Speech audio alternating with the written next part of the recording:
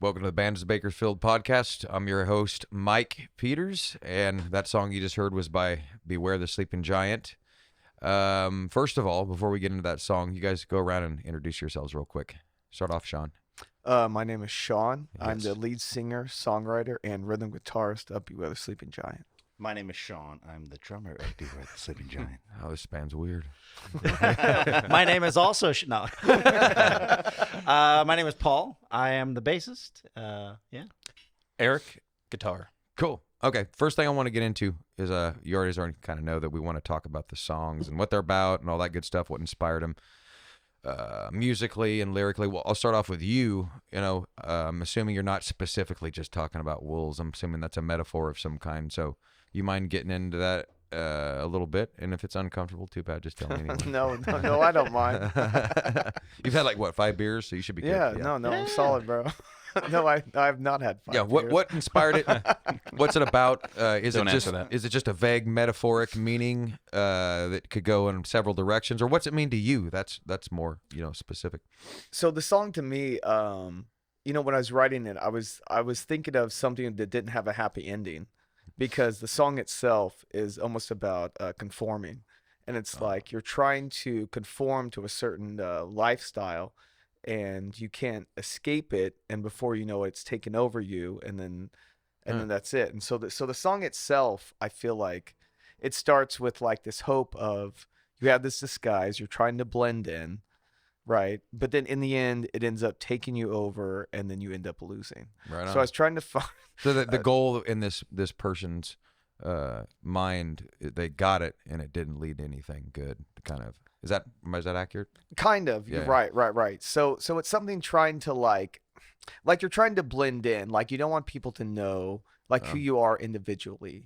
Gotcha. And because you're insecure, let's say, about it. And so you're just trying to all these other people aren't like me, but I don't want them to disassociate themselves with me. So I'm trying to blend in. I want to be a part of that group. It's like classic human problems, it sounds like. Right. Yeah. And then, but you realize that becoming a part of that group, they're taking over you, and then you're not yourself anymore. Yeah. You've lose kind of yourself in lost. the process. So go ahead and mute your guys' phones and but that's cool. Now, when you're writing that, is that something that you just had the concept conceived in your mind, and I'm like, okay, I got to get this out to where it sounds cool, or did you just kind of have a line and went with it and it turned into that, or what happened with that? I think that's what it was. I think like the idea of wolves was that classic trope of a wolf in sheep's clothing type of situation. Yeah. So I was thinking of just someone disguising themselves to try to blend in, Yeah. and then that not working out, and then them being taken over by it and being consumed by it and stuff And like that just kind of came as you were writing, kind of. Right. Yeah, Okay. because most of the songs, I started off with this plucking thing, and I was Yeah. I was just trying to think of what would go well with this stuff, and I and then I start humming the melody where I'm Yeah. na, na, na, na, na, na, na, Yeah. na. Right. And so I'm going along with that, and I'm like, okay, well, what's gonna work with that? And so a couple lines come out, and then before I know it, when something triggers me, the Yeah. wolves thing, Yeah. the words just start kind of just flowing out. Kind of writes itself. It does Yeah, write yeah. itself Yeah. for sure, Yeah. and there's sometimes, you go back and you might change a couple, Yep. minute lines or something like that, or, rewrite little things, little edits. But for the most part, when I was writing it, I was just trying to convey that feeling of being taken over by something and then Right. falling victim to it. And then, so once I got that concept, it just all came together. Right. And then, that was the first song that I showed Eric, how this band started was because I started playing at Dagny's, right? Yep. I saw they had an open mic, and a friend was talking to me, and they're like, hey, I think you're pretty good. You should go down there and play. And I'm like, I don't think I'm good at all, bro. I shouldn't play for any of these people. But she convinced me to go down there. And so I go and I watch these people, and I'm like, they're pretty good, but I'm unsure if people accept me, but maybe I'll try it. And I went down to Dagny's, bro, 2 or 3 times, Yeah. watching these open mics before I could even, Yeah. convince myself to get up there in front of people. Because in my mind, I thought nobody wanted to hear any of these fucking songs. You know what I Yeah. mean? And so once I started doing that, and they were so welcoming and accepting of the songs and encouraging and stuff, like I was like, maybe I could like, do something more with it, and I could maybe make these songs, like play them with a band, and I'm just not sitting there doing them acoustically. Yeah. And so I met you down there, Yeah. right? And then you were so encouraging, and like you introduced me to Eric. And so when I went to Eric's house, like I played him Wolves. I was like, I got this tune, Wolves and shit, and I'm like playing him, the Wolves are big. Yeah. Which was my favorite one that Right. you had. It's a good song. And so like I played him that song, and I played him like I think like 2 or 3 other ones. And it was funny because he's like, "Do you normally write songs like this?" And I'm like, what does that mean? Like I kind of took offense. I was like, "Are these songs shit, bro? Does he like think they're just crap songs?" What's wrong with you? And I'm I was like, grooming you. yeah, these are the kind of songs I write, bro. I'm like, what does that mean? He's like, but he really dug it, and I was Yeah. like, oh fuck yeah, because I like when I'd write these songs, like I wrote them in mind, thinking that I might have a band. I was hoping that I would have somebody that would play lead guitar, and that I would have a rhythm section and all this other stuff. And so when I wrote Wolves, I had all these ideas in mind, and so it was funny when I played it for Eric, and then he came up with these ideas. I was like, this guy's like playing exactly almost what I thought in my mind, how Yeah. I wanted the The song chemistry to go. was there. Good It was chemistry. Yeah, perfectly we got there. on the same wavelength pretty quickly. I It feel was, like. and it was crazy to me. Like, Yeah, I was like, because the first time I think I was invited over, I backed out just out of insecurity. Yeah, Eric told me. He's Yeah, like, he and I was flaked. like, I already know where this is going. I've seen Eric's this so like, many he flaked, times. Mike. I swear I'm about to I'm go so burn cynical. this guy's house down. I'm cynical about this, as you know, because you see it so many times. I You're know, like, I know. I know what that means. I know, yeah. You're not the exception. Yeah, I said, well, I'll see him. I'll see him again, Eric. No, I'm kidding. Yeah, you tell him. But what? So on that same thing, like what?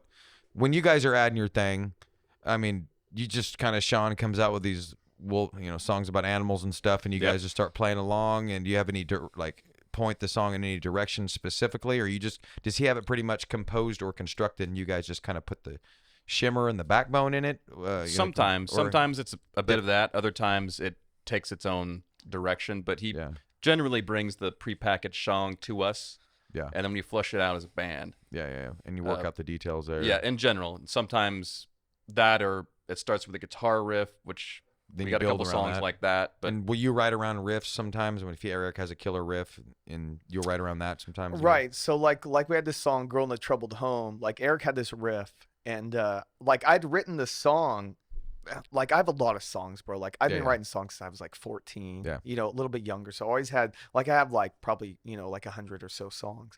And so when Eric had this riff, I was like, it's in the same key as this one song I wrote in, and maybe it'll work. And then I started singing along these lyrics to like his riff, and I was like, bro, this shit blends in Yeah. perfectly. And I was like, oh my God, it was just like perfect chemistry, Sweet. because the song I wrote I thought was shit, Yeah. but I thought the lyrics were great. I was like I didn't want to give up on the lyrics and stuff Sometimes like it comes alive when you have your band. So, that. It does, yeah. and like there are a lot of songs where even though I might not like the song initially, like I'll just keep writing it because I feel like I have to just get it You gotta done, finish it. and I got to get it out. And there are parts of it that maybe I'll like, and I could use it for other songs. Yeah. Because I might be in love with it at first, and then I'll be in that honeymoon phase where I'm like, oh, this song's fucking amazing. You know what I mean? Yeah. But then I play it a couple times after I finish it. I'm like, oh, this is not really that good. You get burned But out. then and then maybe a couple months later, maybe even a year, Eric comes up with a riff or something happens, and I'm like, oh, you know what? I had this tune that, I had these lyrics I love, but the tune sucked.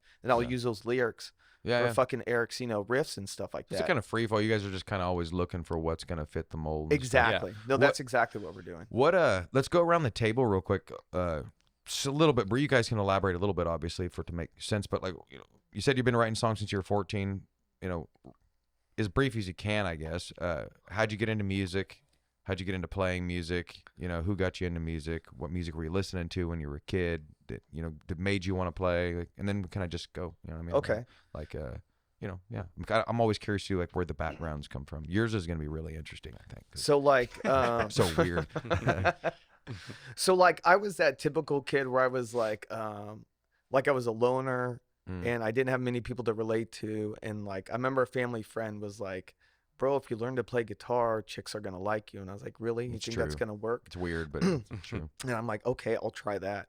And Yeah. so I picked up guitar, and I'm not a musician. I don't consider myself a musician, but because I use the guitar to write songs. And I didn't even realize that. I didn't realize how much of a musician I wasn't until I joined the band. And I was like, these guys are all playing by ear. They could jam and do all this shit. And I'm just sitting here like, I don't know what the fuck you guys are doing. Yeah. What were the bands you were listening to back then when you were playing it or somebody's trying to convince you to play? So so I grew up on, so my dad listened to a bunch of like 70s rock. Yeah. And then my mom listened to just like contemporary, like 80s and 90s and pop, a bunch of like Phil Collins and stuff like that. Stuff on the like just very like poppy, like commercial music, right? Sure. And so I grew up mostly on that, and then, but I didn't relate to any of that. I mean, some of the classic rock I did, but then once, like I was in this, when I was like 12, like I was in this, very dark, mindset just based on the childhood I went through, like certain abuse and just weird things. And so I really related to like dark music. So I got really into Nirvana, just really into this like heavy kind of like alternative rock, because I just related to that, like all that dark stuff. Yeah. And so that's kind of how I started. Like I remember when I started writing songs and I was like I only knew like E minor. Yeah. And so all my songs were like E minor, for Every guitar player has that phase. And then, I was like, oh, I learned the D chord. So now I got an E minor and D chord song, you know what I mean? And then before you learn like more shit and you incorporate all that bullshit like into the song. Like that's kind of like just how it grew from there.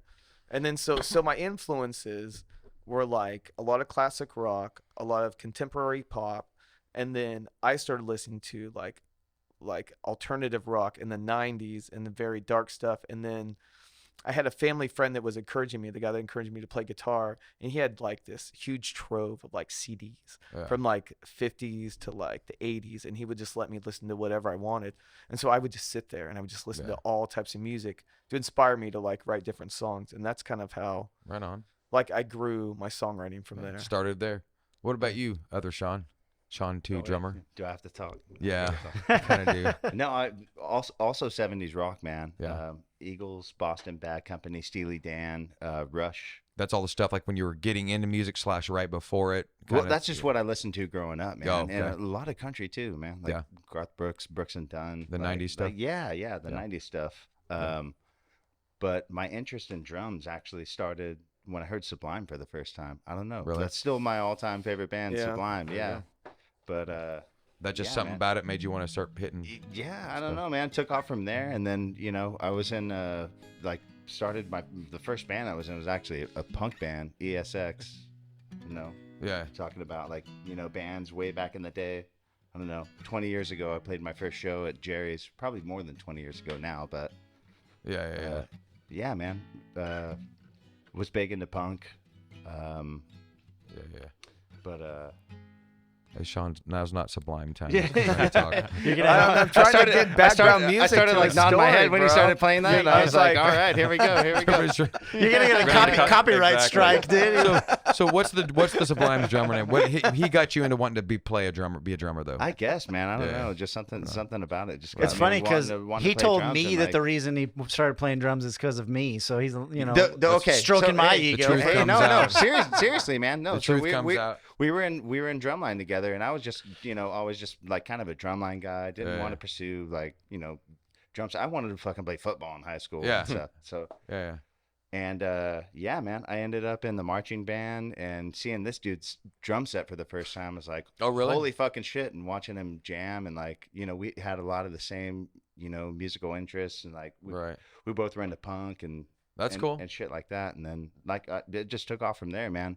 That's cool. I got my first drum set, and all I fucking did early bands every day when I got home from school. We touched on early bands. You were gonna give me some bands you were into, right? Because you recognize some of the names. Death by Stereo. Yeah. Okay. Alice in Chains, Queens of the Stone Age, Tool. Okay, that was what you. Oh, okay, gotcha. Oh, right yeah. on. What about local stuff? Bands you're in? What were their? You remember their names? Okay. ESX was the first one. Her Innocence Lost.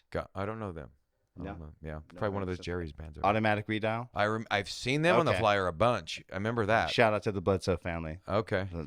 That's my family, man. But yeah, cool. Automatic Redial. We were around for a while. You were a Jerry's guy then, though. Yeah, okay. definitely. Like in high school. Definitely. Yeah. So one of those typical cases. Yes. Understand. So you're super weird. I don't understand. Let's start from the beginning. It's like you don't want the whole story. As brief as you can. You can gloss over some things, but like, how'd it work? You're playing bass randomly. I was raised by a Mormon mother and an atheist father. Did you wear the pajamas? I did. Okay. I left the Mormon church when I was 30, but it's the context is important. So, like, from my mom's side, I went to church every Sunday, sang hymns in church. Oh, that's you know, Mormons are raised on musicals. I was raised on all the musicals. I can sing along to all of them. But on my dad's side, my dad moved from Glendale to Idaho in the 70s and became a DJ in a small town in Idaho.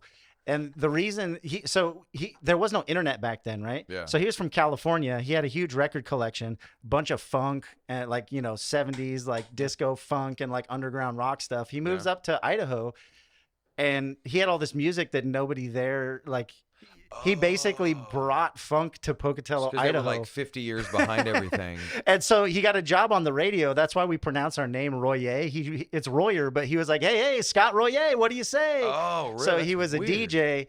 And so he always had a huge record collection, but he was very counterculture in the sense that, like, he kind of like pushed back against what was popular. Yeah. So he would always spin shit that he was interested in. Yeah. And he raised me on that stuff. So like early on for me, it was rock as well, but it was like Todd Rundgren, you know, Utopia, crazy, Emerson, Lake and Palmer. So you were exposed to that kind of stuff. Oh yeah, like I remember the vinyl spinning. Like one of my favorite albums of all time is A Wizard, a True Star by Todd Rundgren. Like that album is a masterpiece. It's basically like everyone else was listening to Dark Side of the Moon, and I was listening to A Wizard, a True Star. Listen to that album. Text it to me. It is incredible. Yeah, I'll check it out. And so that was my early years, and I had an older sister who influenced my younger years a lot too, because she was really into 80s stuff. Yeah. So I learned all the 80s stuff. Like she was listening to Janet Jackson, Paula Abdul, all that stuff. Right. And then once I got a little older and found my own, like what I was into, I lived right down the street from World Records when it used to be on Stockdale and Gosford, like Coffee. Joe's. Yeah. So I would ride my bike down there, and they had those little listening booths, pre-internet again. Yeah. So I'd put the headphones on, and I kind of found punk rock through my sister. Yeah, and everybody would go there because they had good punk rock. And so like one of the first albums, the two first albums I ever bought were Green Day, Dookie, and Offspring. Smash. Yep. Yeah, with Bad Habit on and all that stuff. So then I got really into punk rock for a while. I was downtown. I was a free range kid. My parents were like, drop me off at Jerry's in like junior high, and I would just spend all night. I saw so many bands there. I kept all my ticket stubs, punk shows constantly. So you're another Jerry's kid. Yeah. Exposed to weird music by dad and Jerry's. Yep. And then found punk rock. Yeah. And then the tail end of the story is also in high school, I was friends with a mutual friend of ours, Brian Boozer. Oh yeah. He owns Om Studios. You guys recorded and your our record other there? friend, Mike Cornett. We kind of like had this pocket, like nobody else really cared about like funk or like a lot of this like crazy fusion stuff that was going on. Like, so we shared that passion, and we started going to like Steve Kimmock shows and like Trey Anastasio shows and like all this stuff. So like, yeah, my influences are all over the place. Wild. So you're just exposed to a lot of music. Yeah. I kind of came back around. I've been listening to a lot of funk lately. Like I love the whole revergence of like Wolfpack and all that stuff going on right now. Nuts. So I had no idea. That makes sense. So cool. Yeah, you have to send me that Pink Floyd substitute. Yeah, A Wizard, a True Star. Yeah, no, you'll be like, what the hell? And this guy I've known the longest. I have no idea how. I just realized how you got into music or got into guitar. I was always a big fan of your guitar playing, obviously. You know, so all that. Thank you. I guess I never really listened to music until like high school. Okay. Like I played in band and I played trumpet, but reluctantly. Kind of. Yeah. I kind of had a knack for it, so I did enjoy it. But I wanted to be a drummer actually. Okay. But my parents wouldn't buy me a drum set, thankfully. Yeah. And now I would do the same to my kids. All of us motherfuckers are, right? Yeah. And then I can't remember how it even happened, but I just started listening to kind of the classics first in high school. Obviously Hendrix. Hendrix. Okay, yeah. You're a Strat guy, Stevie Ray Vaughan. Yeah, Hendrix, Stevie, Pink Floyd. And then I went from there to Alice in Chains, Pantera. Did anybody introduce that stuff to you, or do you just kind of I'm going to listen to Fox Radio 98.5 or something like that? I just started going to record stores, like same as him, World Records. That I'd go to Best Buy and just walk up and down the aisle for hours. So and just another weirdo, basically. Like, like the just rest by of us. myself, Yeah, listening to a bunch of albums, Yeah. and it just kind of happened like that. And then you got obsessed with guitar, played a million hours a day, like the rest of us. Yeah, I just kind of heard guitar, and that's what I wanted to do. You started at 17, bro. Makes sense. Makes It sense. kills You me. made Yeah. me sick, Eric. It's insane, bro. Most people that are as good as he is, they start when they're I'm tired of you talking about how good Eric is at guitar. It drives 'Cause we me. already know. It drives me crazy, No, I bro. know. Well, that's all I did. I didn't want any friends. I just wanted to stay home and play Eric is It's guitar. just like, bro, Eric this is, guy's amazing. Eric, I did too, and I didn't make those noises. But anyway, Exactly, right. let's go to another You song. had too many though. friends. You know, Yeah. I didn't have any friends for a while, but yeah. Anyway, I think I'm just a little bit of Neanderthal. But go ahead and play the song. First of all, the first song was called Wolves. Yes, sir. What's the name of this song? Be happy. Be Happy. It's not a happy song. Here we go. 1. You ready, Eric? Just about. Eric's got to tune his A string, E string. Yeah, drop D, bro. All right, go ahead.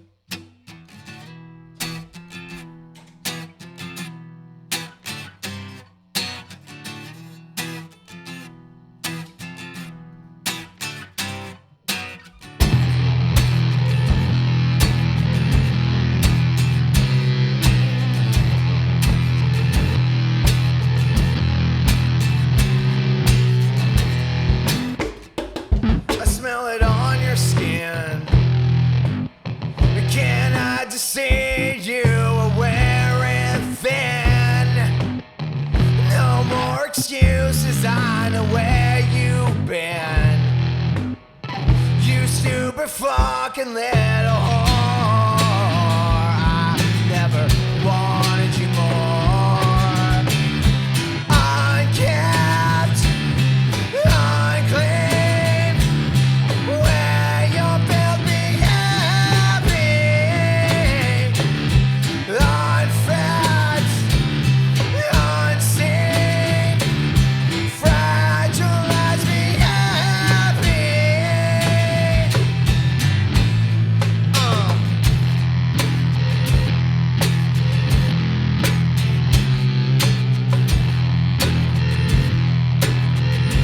And I don't know who you are.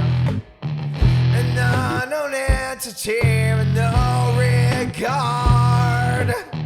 Mind fuck to instigate the secret ward. You greedy, selfish, bloated pig. You take more than you give. Unkept, unclean. Where you're built me happy. Unfed, unseen. Fragilize me happy. Happy. Oh.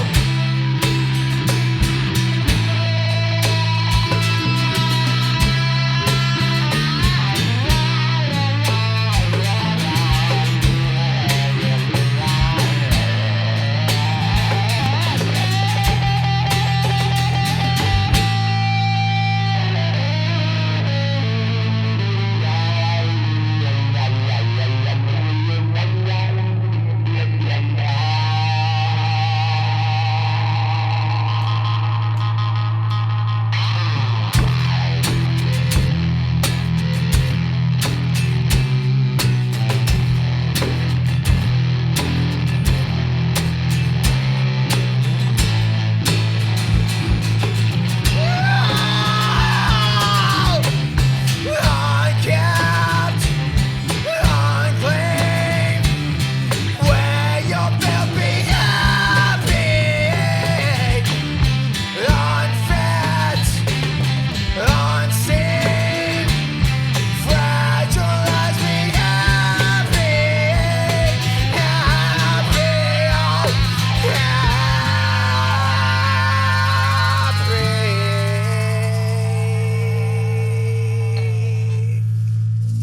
happy.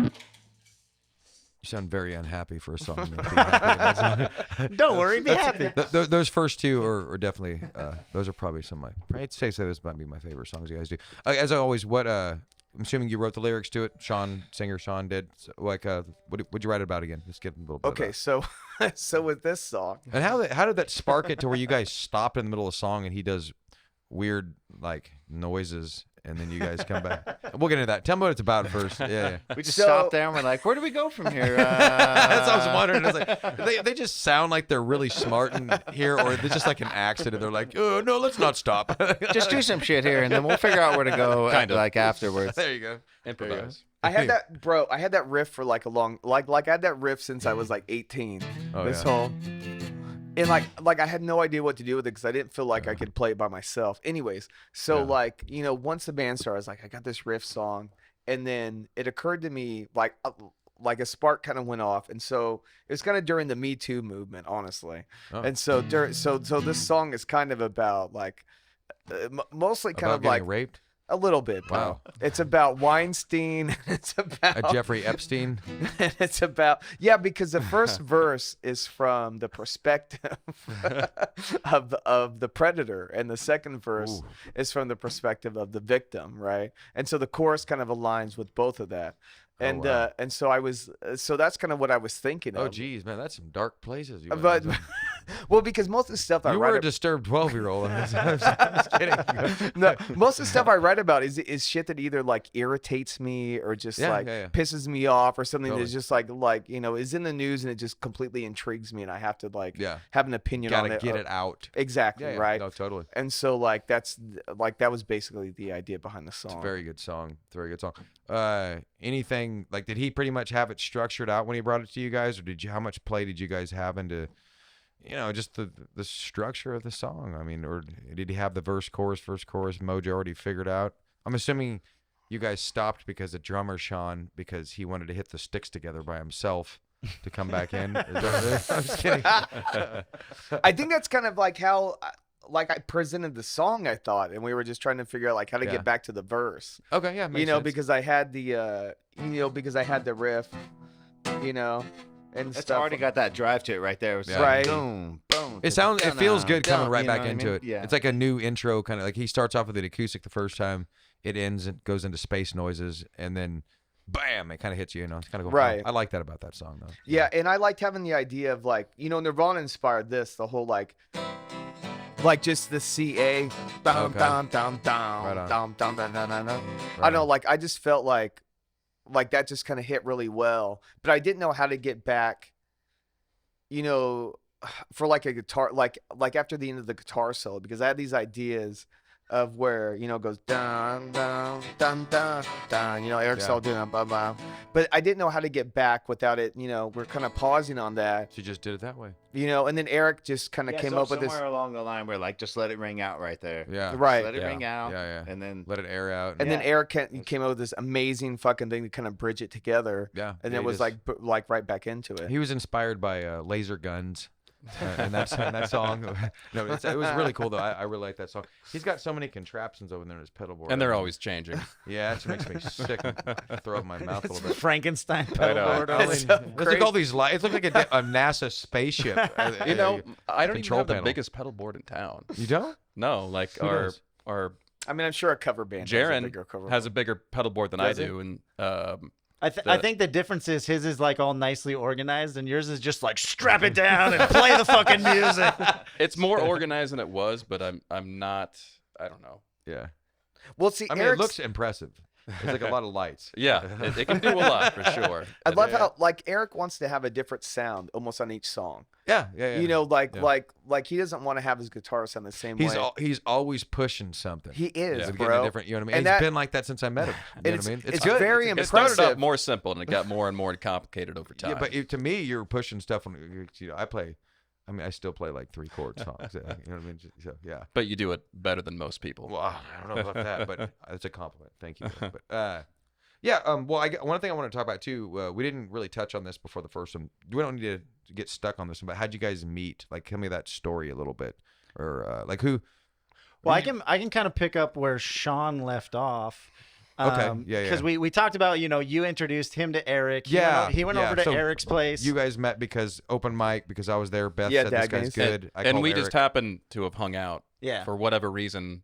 you came over, and then Yeah, I don't even remember how we met. I remember at Matt Hoyt's house, and we were jamming. But well, yeah, that's how we originally met. But Yeah. how you introduced me to Sean? I was- literally knew you wanted a singer. Well, I was kind of out of the game. I don't know. Yeah. I was burnt out and With the kind of time- resigned. And then you and I hung out just coincidentally. Yeah. And then you happened to bring him up, and Yeah. that's how that happened. Yeah, I remember when you hit me up, I had seen him, and I was singing, and I was planning on doing like the whole lead guitar and sing thing.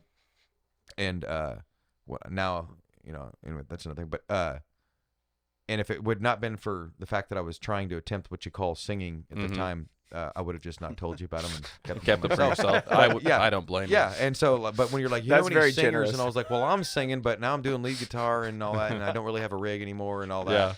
And then that's What's when funny, it started. I was probably trying to recruit you, low key. Probably, but we always would every time one of us is looking for somebody to play with me, and Yeah. I'd be like, hey, what are you doing musically? We try Yeah. to like see you That's in a what- band right now? You playing with anybody? We We're try to, Each other's one the that got web gets away. even Yeah. more tangled. Yeah, Yeah, I didn't yeah. even get to all the other bands, but all that. But you Yeah. can Oh, pick yeah. up Yeah. off of after Sean and Eric. Yeah, so Sean and Eric met, and Eric, basically Sean pulled Eric out of retirement because he's like, oh, there's something Yeah, different about this guy. essentially. Like, what, I'll entertain this. Let's see Yeah. where this goes type thing. It's worth it. And so Eric hit up drummer Sean and was like, hey, I met this guy. Because Eric and drummer Sean have been in bands together previously. Yes. That's worth noting. And so, Oh yes, what was the name of the group again? The Sorry. Coriolis effect. Coriolis we, Effect. Right. We didn't, That's right. Yeah, we didn't. I met you get to before that. though. Yeah. Yeah. Go ahead. And Yeah. he was as burnt out as I was. Because I I was was. bugging I him to was, do man. something Yeah. for years, and it never happened. Yeah. so they already had a lot of experience playing together. So Eric hits up Sean. Is like, hey, I met this guy. He's got a bunch of original music. It's really interesting. It's different than anything I've heard before. So he brings drummer Sean in, and they start playing shows. They go through a few bassists before me, that things just didn't work out for whatever reason. And so when I went to see them, I think it was on 420, wasn't it? It was. And At Crusader. they were playing a gig at Crusader, and it was right when things were starting to open back up after COVID. And so me and my wife were like, hey, we should go out and do something. And I was like, well, one of my old high school friends is playing a show over at Crusaders right around the corner from our house. So we went and checked it out. Yeah. And I remember sitting there, and they're playing an acoustic show, but of course, lead singer Sean is Screaming. he's going as hard. Screaming like, bloody murder. it doesn't matter if it's acoustic, Yeah. whatever. Like, he doesn't do anything halfway. Like, Yeah. he's very committed to his craft. So he's up there just all in, Yeah. and they're just playing this acoustic set. And I was like, this guy is a front man. Like, this is different. Like, Yeah. I think same reaction Eric had when he saw him for the That was first the time. reaction that I had when I saw him Yeah. back, and he's like, "This is not normal." Right. Yeah, why aren't you in a band In a already? good way, was though. my Yeah. my so, opinion. So like they take a break halfway through their set. Sean comes over to my table, and we're just talking, and says, "I haven't seen you in years. You guys sound awesome." And he's like, "Yeah, we're playing all these damn acoustic gigs because we are looking for a bassist. We want someone who can commit, who's not in 4 bands already or whatever." And I jokingly was like, well, maybe I'll just learn bass and join your band. Yeah. And Sean did not take it as a joke. He looked me dead in the face and was like, would you really? And so True fucking story. So he goes back to play the second half of the set. While they're playing the second half of their set, my wife turns to me and she's like, are you going to do it? And I was like, what the fuck? You just got the approval. You just got the wife approval. So I accidentally joined the band. There you go. I never played bass in my life. I grew up a drummer. Yeah. So after the show, we're talking again, and the rest of the band is there, and I made the same joke just to feel it out. I was like, Yeah. well, I was thinking maybe I'll just like pick up bass and join your band. And they Yeah. were like, they were a little more like, we'll see, Yeah. like Sean and Eric were. I didn't buy it Yeah. at all. I was completely prepared to shut you down. Right. No, they didn't make it easy. Like, I was like, no, yeah. I was like, I'll give it a shot. And so the first practice or two, I actually borrowed Eric's bass, Yeah. played a couple shows, and I was like, oh, I think I could figure this out. Yeah. So of course I went to Bakersfield Sound Co. Gary's an old friend of mine. Yeah. And so I told Gary, hey, I accidentally joined this band and I need to learn bass. And he was like, buy this, and this, you're good to go. He Yeah. he hooked me up with all my equipment. I had no idea what I was doing. So he Yeah. just told me what to buy. And right before he was ringing me up, and I was like, okay, cool. I got the equipment. I needed to know how to play it.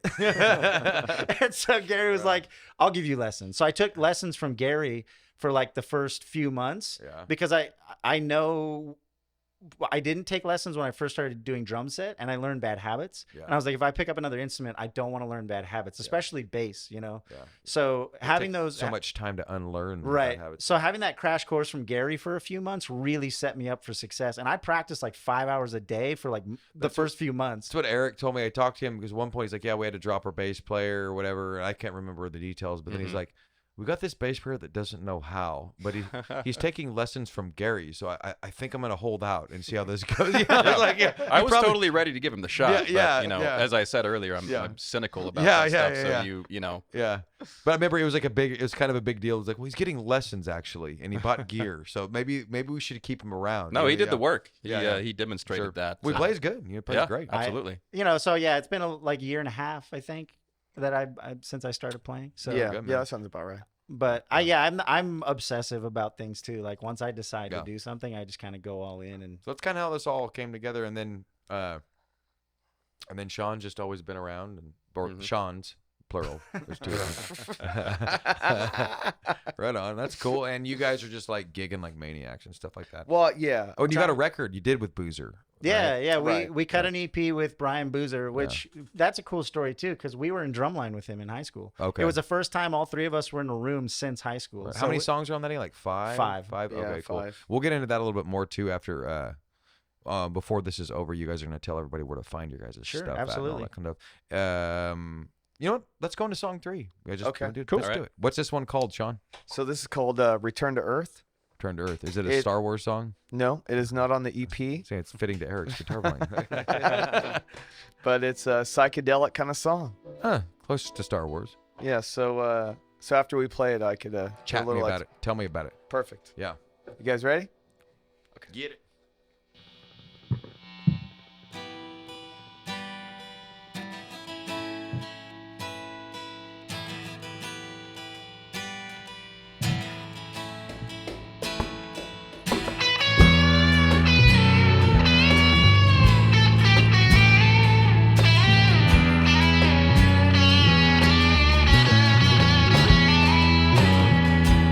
Advance towards the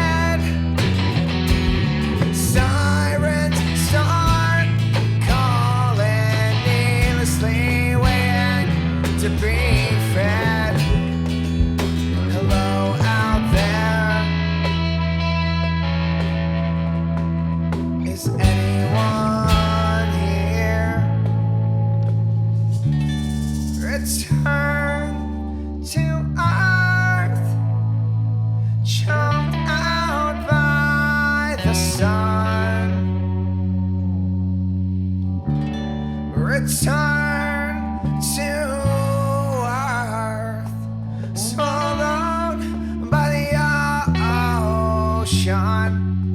Life is an hallucination.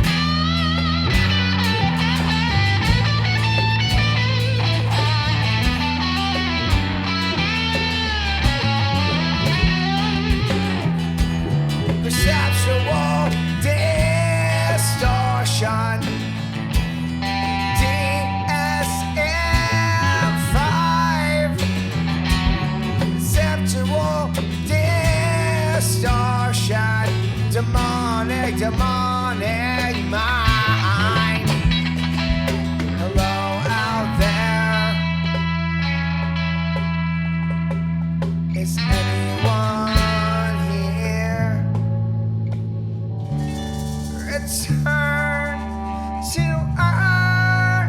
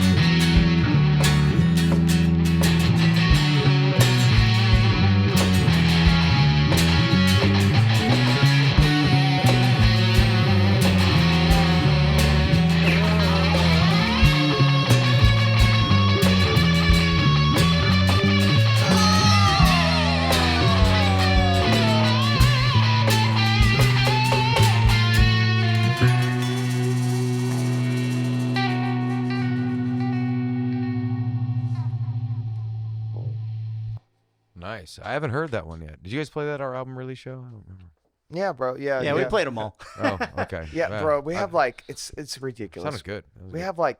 have like 15 or 16 yeah. songs. You know what I Written. mean? How many in the works? Of like originals, and we could easily do another 10. Like I want us to have to where we could where we could do shows back to back that are like an hour and a half, where each We're gonna do 3 festivals bro, and play a it- different it's set all different, yeah. every time. It's Yeah, just yeah, different, do a it. different set, bro. It's we cool, have though. so much material. Plus, it does sound a little different acoustic. So Yeah. I mean, if Low you volume, I should yeah, if we say. added the whole low volume, not Yeah, acoustic, yeah, obviously, yeah. but like it has a different sound. We got the whole Yeah, kit and everything. But It's a good Yeah. song. It's a cool song. Yeah, it's fun. bro. What's that one about, Sean? Tell us. So I was watching a podcast about people that take dimethyltryptamine, and it's like the most powerful psychedelic ever, right? I heard and so- something about that on the Joe Rogan podcast. Or There you go, something. right? Yeah. And so he Once was or- talking once or about twice. that. And Yeah, he so talks about it sometimes on there. Yeah. and you ever take DMT and talk to dolphins? and so I got a book. A friend gave me this book, and I read it. And I was mostly fascinated by that dimethyltryptamine is produced in the body in the pineal gland, right, the third eye, but by other stuff within your body. So it's something. So the song I was thinking about, like the theory was when you die, a bunch of stuff is released from the pineal gland that's like DMT, right? So to help you transition from death to whatever else, right? Yeah. And so my idea was you not understanding if you're dying or if you're just hallucinating in an extreme way. And so you're 'cause trying- you hallucinate when you take that stuff when you're not dying. Right. So it's like, So you're trying to find the balance. So it's somebody that doesn't know if they're dying or they're just hallucinating in a hardcore way. No, You're wearing what? Let me see that shirt you're wearing. So that makes sense that you wrote that. It's song. not a phase, Mom. my It makes total sense. That's a really cool song. So okay, Thank so you. that's man. How'd you come up with that concept? That's just you know what I mean. Just doing lots of drugs. Doing So- a lot of drugs. So it was My it, pineal gland. it was reading yeah, a lot whatever that gland's called. the Condone. pineal Yeah. gland. Yeah. So it was just a lot of like listening to podcasts and just reading about it. Like I just was super fascinated by it because I thought it was very interesting that people could have these experiences, similar experiences, but not connected, to where they could all take this hallucinogenic, but they could all experience the same thing, whether they were I've heard that. That is weird. right. They were all Weird. taking the same thing, or some people where they're like, they have like where they think they're dying, or like an out of body experience to where like it's very intense, but they come out of it, right? But all those experiences are the same, and so they're wondering why all those experiences are the same, and a lot of these things are connected to dimethyltryptamine, and I thought that was just incredibly fascinating. Yeah. So I wrote a song about it. Do you run any of these concepts or specifically the words or the poem or whatever it is by the guys before? Do they approve of it, or do they even not even care about the lyrics? That's just like I your don't think ball they field? care, bro. Yeah. Like sometimes, like I am concerned about it because I don't want them to be offended by anything that I say. But I almost feel that like we each kind of take our own road in the band, and Yeah. then my thing is just the lyrics. And Don't worry.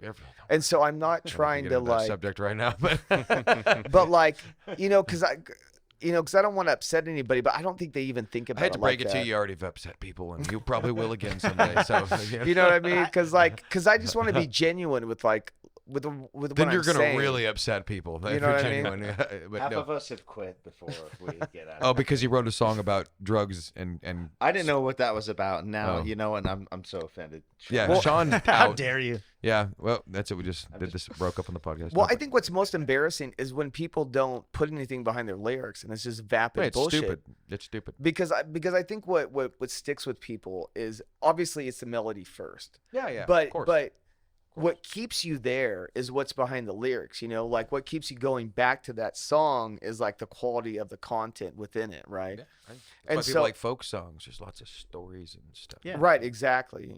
Like just recently, like I'm super late to the party, but I've been listening to a lot of Springsteen, and I'm like, this Oh, yeah. guy's like amazing with like a lot of his cinematic storytelling. Like I've been listening to a lot of his acoustic albums and stuff like that. What if actually you're listening to Springsteen? That's another question I usually ask. Like, what do you guys like the last 3 days? What are you listening to right now? So like I mentioned, I got really into funk again. Oh, that's right. You told me So that. I've been listening to like Wolfpack, also a lot of just indie rock. What does it even mean anymore? Yeah, what well, indie like rock? one of my favorite bands of all times is this like rock band from New Jersey called the Parlor Mob. Okay, yeah, I don't know them. Yeah, no, most people don't, Yeah, but yeah. you should definitely. I'll send them to Text you as those well. two. Yeah, seriously, no, yeah. Every podcast, I'm always telling the artist, like, hey, yeah, send me that text message. No, check it out. Yeah. So yeah, just like rock and funk, like a lot of that type of stuff. What about you? Oh man, I don't know if this is going to be popular with my bandmates, but Chevelle and Breaking Benjamin, Okay. love those guys. Breaking Benjamin. Another band, Honey, that's like way up. Honey like, is good, I don't bro. even know what that Okay, is. all right. Honey, Honey honey. is good. You have to send that to me too. Honey's fucking fantastic. What kind of music is that? Is it rock? It's like acoustic, like kind of country vibe, Bluegrassy, yeah, country, yeah, yeah, poppy. yeah. Oh, okay. Love them, insanely talented. Sweet. But yeah, Interessante. And Eric, what is it like? The Red last Fang 3 or weeks? something? Yeah. Alice in Chains. Pretty much nothing. Nothing. Nothing. I don't listen to a lot of Babies music. crying. Children crying. Pretty much, or puking on me. Yeah, I remember you that. gotta listen to my wife and kids. And that's it. Yeah. Yeah. Yeah. That's I all mean, right. here and there, but not. I don't know. You're not It's into. like I listen you to just hate Beware the music. Sound I go through Giant. phases. Yeah. You know. That makes sense though. I've gone through those phases before where I just don't want to listen to anything. And if I'm not in the Hasn't happened mood- a long time though. If I'm not in the mood, I don't. Yeah. You know? Yeah. And For it's distracting because I want to listen to, the song, what's going on. It distracts me from what I'm doing. I can't, put on music and read a book. Is listening to music for you like a really intellectual experience, or is it like a feel thing? Because like Sean's a feel guy. I could tell. Like if it makes him feel good, he's gonna. I don't know. I never thought about that, but I'm just curious. I like listening to what the instruments are doing. Yeah. Sometimes I wonder theoretically what the theory Yeah. behind it, which I'm an amateur at. Yeah. But Me too. I don't know. I like that sort of thing.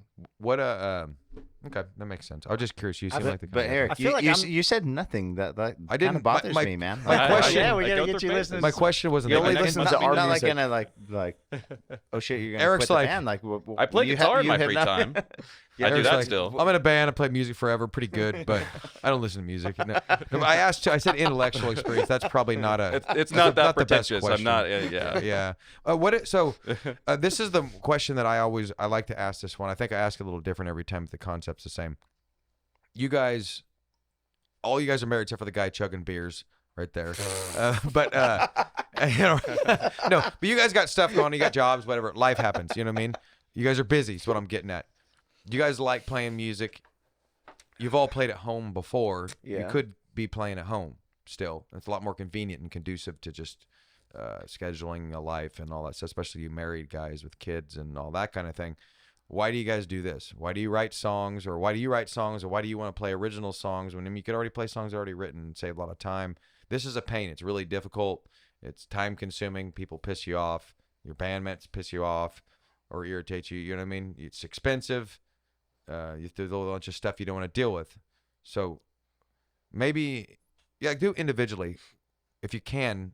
For the sake of time, we can't go on forever. But why do you guys do it? Let's start with Eric this time. Let's go the other direction. I haven't done that yet. I just love guitar, obviously, and I like songwriting. I like improvising, performing. Necessary evil. Sometimes I like it more than others, but it's just it. I don't know. It tickles something in the brain, and I have to do it. So those things are better done with a group, though. Is that kind of what you're getting at? well, yeah, It's not the same by yourself. I can't. You got to play off of other people to really sell an idea, at least for me. So I obviously need a band to do that. Especially when you're doing heavy music and and I like learning how to. I don't know. If you play by yourself, you don't necessarily learn how to fit into a song or write a song. You have to play with other people and find your role, and there's always something new to do. There's new sounds to find, or I don't know. So the payoff, all the difficulties that goes into it, the payoff of being able to have other guys in the same room with you facilitate your craft is worth it. Yeah, It's and help them facilitate. Help It's a them two-way facilitate. street. Yeah, So that's the fun part. Sure. It makes it all worth it. That makes sense. I get that. Still a pain in the ass, but It totally is. It's miserable sometimes. Yeah, it can be. I hate musicians. Worst people to work with. Seriously. Seriously. What about you, Paul? I mean, I've always loved performing, but I never had the chance to do it in a band. I performed a lot as a kid doing other things, Singing like in choir, I'm yeah, guessing yeah, stuff. playing drum and You drum got a good line, voice, by the way, when you're just Oh, jacking stop. around singing. Yeah, you got a good voice. Yeah. You might hear it in the next song. Cool.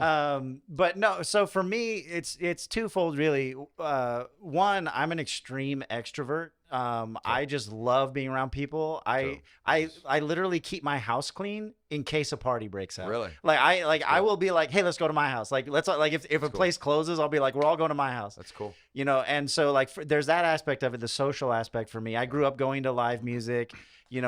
Music's been a part of my life, but it's always been a shared experience. I love whenever I find a band, I'll message someone and be like, dude, you guys will like this band. You said shared. I didn't mean. Sorry, I cut you off. I don't like to do this much, but you said one time I gave a stupid examples like when we go to somewhere cool on vacation, like say we go to Yosemite or something like it's gonna be cool if we're by ourselves, but it's better when you're with somebody that you like hanging out with or something like that. So same maybe is that kind of like 'cause I've thought that before. Again, being an extrovert, I feel like most experiences are enhanced when you share that with someone else and you create that memory together, and you can that's something that you can lean on in your friendship and in your life and things like that as those shared experiences. So this is very much like and this is nothing wrong with it, but what makes you want to do the art of playing bass in a rock band is very much a social experience. 100%. Yeah, it's a huge social motivation. And the other motivation for me is that I do much better at achieving a goal when I have to. So what I mean by that is I can't go to the gym and run on a treadmill for no reason, just to get in shape. But if I sign up for a marathon and I know in 3 months I'm going to run a marathon, then I know I have to run. So it gives me book these gigs and you're like, I got to get. So joining a band was a way for me to force myself to get back into music because I haven't had a drum set in years. I haven't been actively playing music. I've been listening. I've always been a fan, but joining the band was a way for me to force myself to pick up an instrument again and to get involved. I know these guys are relying on me, so it forces me to put in the time. Totally. Totally. So it's a way for you to experience music playing music is another way to experience music than just listening to it. And this being in a band helps you feel compelled to play it. Yeah, it motivates me to like pick up and practice. Yeah, you know? yeah. Cool. So And then you. Me? Yeah. Can you repeat the question? Yeah, sure. It's so basically playing music in a band is a huge pain. Yes, you can usually sir. set up your kit in your spare bedroom or your garage and you can still have fun with it and all that stuff, and you can avoid all the problems and the conflict and the scheduling and all that crap. Why do you choose to do it this way? Because there's thousands of people who just play in their rooms. Well, You know what I mean? There's nothing wrong with that. I'd like to answer that with the burnout because Sure. like I was done. I swore off freaking playing music. Doing Was this bands, after the Coriolis effect? This was after the Coriolis effect, and after a string of shit band members, for lack of a better word. Yeah. Like Eric can attest to That's that. a fair. Yeah, man. Just trying to move on with my job and my life, and Yeah. other shit. And yeah, man, I swore it off, sold all my shit off, and like it honestly wasn't until Eric like introduced me to Sean here. He's like, you got to hear this fucking He guy. inspired you to get 100%. cool. And like 100%, like not fucking joking. Wolves was written in a garage. I had no gear on a fucking cardboard box with a pair of drumsticks. Kind of like what you're doing now, right? Yeah. you've come full Yeah. circle. Yeah. Right on. That's cool though. So it's like again, there's something about you can experience music and it's freaking awesome when you're just sitting there listening to it. But there's something about a way of experiencing it in a group and creating it that's just like different but cool. Yes.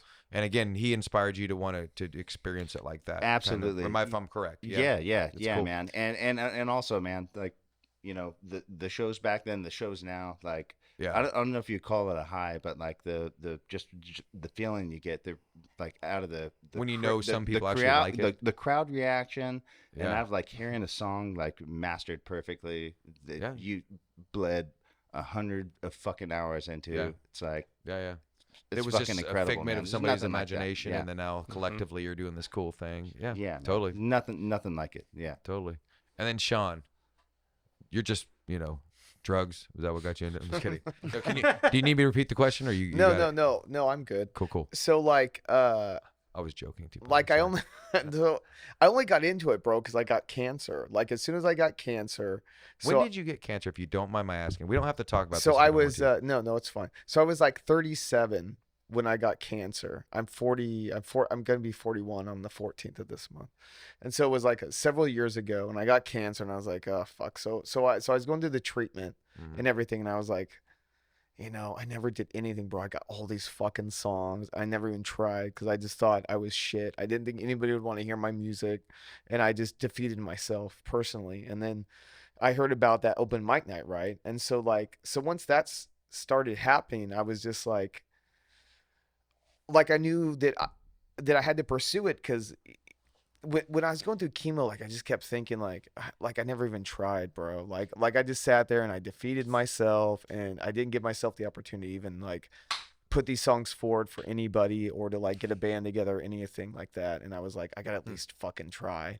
Yeah. And so like once, like I put that foot in front of me and I was like I got to do this. It kind of like fell into place, bro. Cause like once we met and I was like, like relating to you, like how I really wanted a band, Yeah. because you don't know if this shit's going to come back. Like Yeah. once I had cancer and I was going through chemo, like I think I'm 4 years or so, like in remission, but that shit could come back like in any time, right? Easily within the next 5 years, maybe 10. Right. So like all I was thinking was like, I don't want this to be a fucking waste, man. I don't want to Yeah. write all these songs and then it's just me singing them to my cats, bro. So, You know what I mean? I've never got an answer like this. Is it safe to say that some of the reasons for you is the reason why you started playing music is similar to what these guys' answers were, which is there's several different answers that were all kind of similar. But one thing that makes you want to play in a band is the fact that you got cancer at one point. Was that safe to say that's a reason, not the sole reason, but like Right. you already loved music, but prior to that, and then you felt Right. regret that you didn't give it a shot. Correct. The cancer kind of lit a fire, like made you realize For that you're sure. kind of wasting time and just not Yeah. because you're scared and fear and all And that. I thought I should at least try because yeah, but cancer was part of the antidote you wanted to No, be in the a band? best thing that ever happened to me was getting cancer. That's crazy. That's legit, you know, man. for sure, That's for sure. It was legit, the dude. best thing because it completely changed my life. That's Because like nuts. if I didn't have cancer, then I wouldn't have the band. I wouldn't have met you. You, You know wouldn't what be I playing mean? with these guys. No, because I would have just sat home and just would have been writing Yeah. songs and just playing them for my cats, like I said, bro. Dude, that's legit, man. And, I've like, never not heard playing for anybody say anybody, that before, bro. dude. I That's could- crazy, dude. Because I was just scared that, like I was so afraid of playing my songs for Yeah. people. So afraid. Did You know- almost dying make it less scary or something? Like, I I'm- guess, no, yeah, it did. it's a because sensitive subject, so I don't want to. no, because because when you're going through that, you're basically being probed the whole time. You got to just give your body up to these people. people are They're- poking you in the yeah, butt with sticks and Bro, stuff. it was Yeah. just ridiculous. It was just like shit that you didn't want to have to deal with, yeah, and like yeah. all these scans and probes, and like, yeah, you just got to give yourself to these people because they're Yeah. experimenting on you, and hopefully the poison they give you isn't gonna kill you, but will Ugh. cure you to a certain extent. You know what I mean? And I still have the You effects. feeling good now? Well, of course, it's Good. well. I'm not as good as I was before cancer, but I obviously am fine. Are you? know? Is it like are you fatigued easier? What's? Well, mean, I like overall, like I just don't feel like I'm as strong as I was. you eat but steak. That's your thing. yeah, that's it, bro. That's part of it. Just I'm less joking. salad, bro. Carcinogens. Yeah. Which is why I took up booze, bro, to strengthen my insides. That's nuts. Dude. Because, that's you know- crazy though, man. You know, if I beat lymphoma, I should be able to beat liver cancer, right? Yeah, right. You know what I mean, that's the assumption that I put yeah, there. exactly. What is that? Like a Nightmare Before Christmas beer? It's an IPA. It's a Mind Haze, Mind bro. Haze, This yeah. is from Oh. our drummer. We're It's not one of the- sponsored by them, but you know, You know, Mind Haze. What's our, that? our, taste? e- our for emails are Firestone. open. So. What's that? Yeah, send Mind Haze. Send Beware the Sleeping Giant beers. They want alcohol doesn't ever taste good, but it's tolerable. You know what I mean? That's true. I'm not a big IPA guy though. I like. Well, I drink Corona. And when I drink a beer, it's like Right. I don't do that. I like vodka, bro. Oh, ooh, wow. I'll sip whiskeys sometimes. It Or doesn't fuck me up enough. Scotches, which I barely even know what the difference is. You know, I don't know much about alcohol. Yeah, that's I too like fancy. I like food with my beer. Yeah, or yeah, food yeah. with my or like if I sip a whiskey. No, I gotta drink on tobacco an empty pipe. stomach. I gotta optimize the experience, bro. He's like, I'm just trying to get there as fast as possible. what do you want to eat and drink? That's another level. That's a whole nother level. Come on, bro. We're Right trying on. to get Jay drunk. All right, time for food. Get into so you guys are in a minute here. We're gonna do the last song. You guys Uh-huh. were super cool. That was a crazy way to end it. Yeah, no, bro. It makes sense. You make some of the songs you do too, but that's not an insult. Like you do No, it's deep fine. songs, man. Like, We I get like it. it. We That's get it. why It's we're. funny. That's why your band's here. Right. Like literally, you're singing. It sounds like made all your guys want to freaking start playing again. Everybody quit, and then they met you. You know what I mean? So that's pretty cool, man. It's And then they're weirdly behind you, flattering, yeah. Yeah. honestly, because because I Dude, you have such a weird voice, but it's good. Like none of my favorite singers right. have like normal voices, so that's a compliment. It's You know unique. what I mean? Thank you. Yeah, for it's sure. so I mean, it's not like I powerful. took lessons, bro. I mean, I'm just singing. You know what I mean? Like I'm just fucked up. It's and I'm just singing powerful with and all my not heart. normal and disturbing sometimes. That's great, and I bro. like it. I'm not. Yeah, I like it. I You know, absolutely that's love why, earlier in the show when I was saying that, like, Eric, when I played in Wolves and he's like, is those the kind of songs you write? I was like, what does that fucking that mean? mean, bro? it. What's tell me. But that, again, real quick, Yeah. you asked that question about like what we think of the lyrics, and I love them. Like I think they're great. I like They're great. the weirder the better, in my opinion. And I love how deep they are and how interconnected, and like he just goes down these weird rabbit holes. So like yeah. I personally love the depth that like his lyrics It's- have. I've not. I Thank agree. It's hard to offend me these days anyway. So like, I'm like, yeah, can you make it weirder? Yeah, like, how yeah. can we like go deeper? For sure, man. That's cool. You guys want to let me crash a practice sometime? I just want to see how you guys Yeah, work. 100%, I've yeah. been doing that since I started playing guitar, and that I'm still learning stuff from going to people's practices. You know what I mean? So, but You know where we're at, bro? Your old practice spot, right? oh, you guys are over there off Delta Liquid Energy? Yeah. Yeah. Right. Oh, it's Oh, right man. in the same Yeah. actual room that Reddit Air played in, right? Sweet C. Yeah. Is there a metal cage over the window? Well, they're all like Yeah, that, yeah, yeah. bro. But is this one like caved in though? Is it bent and caving? Because I don't we think put so. one of those up. We actually Oh, really? I welded it with my buddy and we I put have it no up there, idea. put it with lag bolts, and so it was us. We were the only studio that didn't have a cage in front of the window or the door for that. No, matter. they all have that, bro. Yeah, they all do now. Yeah, yeah. Bakersfield. Well, I want to crash a practice. You guys have to hit me up. That'd be great. You guys are playing a bunch of shows. You took a hiatus this month to play this show. Tell us. I mean, we don't want to date it too much, but if I don't know, well, just tell us where you've been playing at. Tell us about all the internet stuff. You're probably seem like the guy that knows what he's doing with that. Yeah. How can people find you? I'm the tech nerd that joined the band. Yeah. So, How can yeah. As far as where to find us, I set us up a website, bewarethemusic.com. Okay. And we're Beware the Music on all of the socials. That's your Instagram. Yeah. too. So at Beware the Music everywhere. So we're on Gotcha. Instagram, Facebook, all Smart. that stuff. YouTube. Yeah. Smart. So yeah, right now, if you go to bewarethemusic.com, there's a link directly to our EP. We're on every streaming service. So you can just, search for Beware the Sleeping You Giant. guys gonna do another record next year? Well, I think our plan Thinking is about to it? start releasing singles. We don't want to wait and do everything at once. We'd rather just like start popping out a single every once in a while. Cool. And eventually put an album together. Yeah. So Sweet. I think that third song should be a single pretty soon. Yeah. That's my opinion. But I'm not in the band, but I like that one. So it's cool. Sweet. So what's the name of the song, John?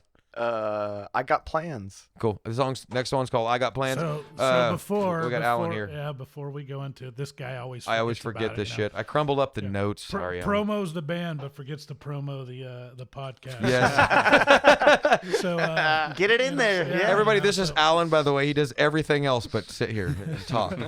Thank you, Alan. So yeah, you could find Bands of Bakersfield at online bandsofbakersfield.com. You'll find the podcast there, as well as locally. You could find events that are going on locally, and there's band profiles, a bunch of other bands on there.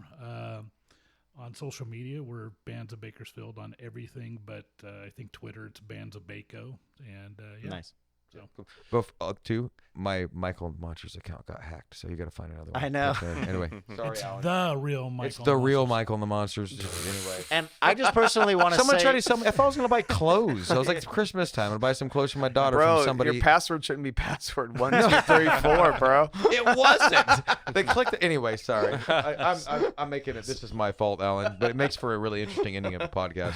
I do just want to say real quick yeah, how sorry. I'm very, very excited about what Bands of Bakersfield is trying to do, because you. as all of us grew up in Bakersfield know, there is no centralized place to find out about bands and shows. There and all used that to be stuff. at Jerry's Pizza, but not now. I mean, like, you have to go to all these different like bars, Facebook pages, and you got to go to the band's Instagram, and you got to go to like. There's no this idea to We're me. trying. I really hope that people. Every band that I know, I tell them to sign up, create Thank an you, account, man. start posting shows on Thank you. there. Watch the podcast.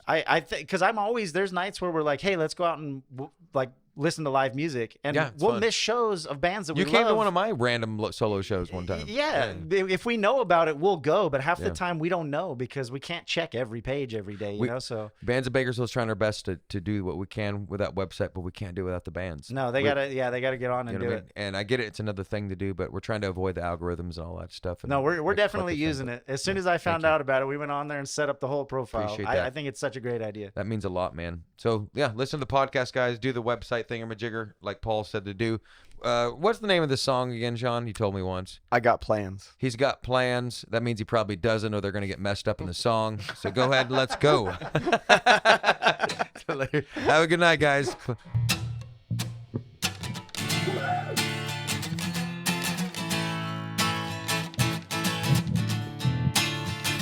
I wanna wrap your hands around my throat.